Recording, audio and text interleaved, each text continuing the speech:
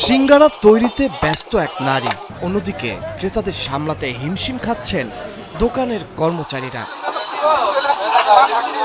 স্বাদ আর মানের কারণে এরই মধ্যে বৌদির সিঙ্গারা নামে পরিচিতি পেয়েছে এই দোকানটি।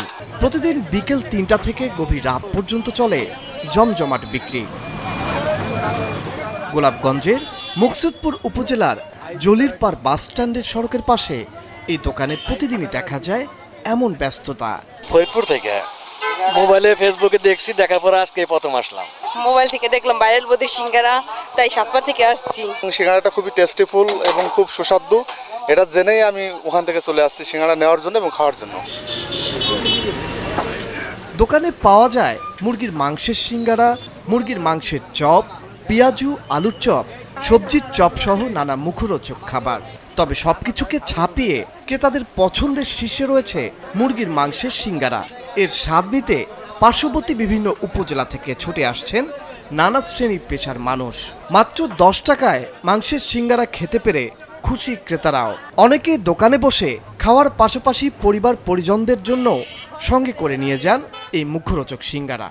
ভিড়, এখানে অনেক দূর দূরান্ত থেকে লোকজন আসছে বৌদি সিঙ্গারার জন্য।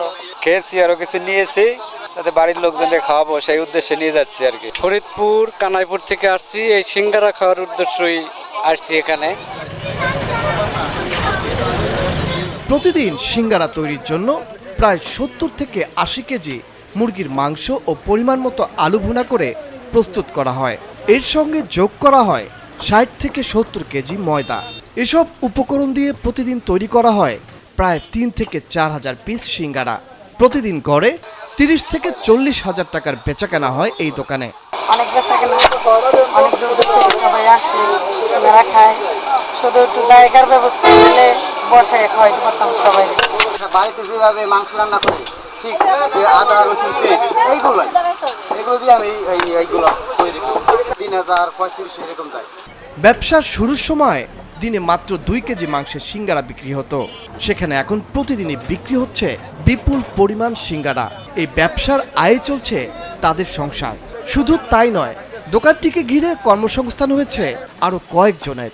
বর্তমানে এখানে 10 জন কর্মচারী কাজ করছেন, যাদের আয়ের উপর নির্ভর করছে পরিবারের জীবিকা।